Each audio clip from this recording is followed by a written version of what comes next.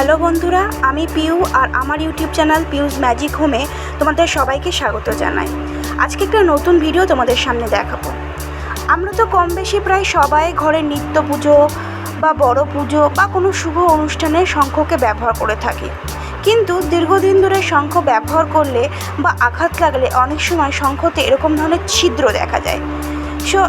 যার ফলে এই ধরনের ছিদ্র হলে শঙ্খ থেকে আওয়াজ খুব একটা জোরে বেরোয় না।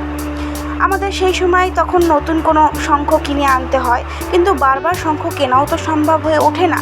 তাই একটা ঘরোয়া পদ্ধতিতে শঙ্খকে কীভাবে হলেও কিছুটা ঠিক করা যায় সেটাই তোমাদের সামনে দেখাবো। প্রথমে আমি একটা কাগজের টুকরো নিয়েছি, সেই টুকরোটাকে শঙ্খের ভেতরে যে জায়গাটা ছিদ্র সেখানে দিয়েছি, কিন্তু কাগজের টুকরোটা অনেক সময় শুকনো থাকে, যার ফলে ছিদ্রের গায়ে লাগতে চায় না।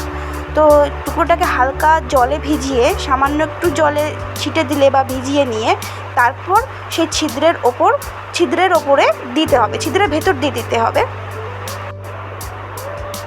তারপর একটা মোমবাতি জ্বালিয়ে মোমবাতিটার মোম সেই ছিদ্রের ওপর অনেকটাই ফেলতে হবে, যাতে মোমের ঘনত্বটা পুরু হয়ে যায়। ঠিক এইভাবে যেভাবে আমি মোমটা জ্বালিয়ে নিয়ে ওর উপরে ফেলছি, অনেকক্ষণ দিতে হবে যাতে মোমের ঘনত্বটা পুরু হয়ে যায়।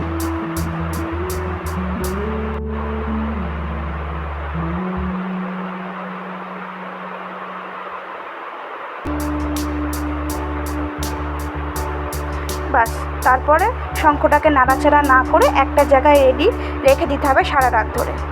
বাস, শঙ্খ বাজানোর জন্য রেডি।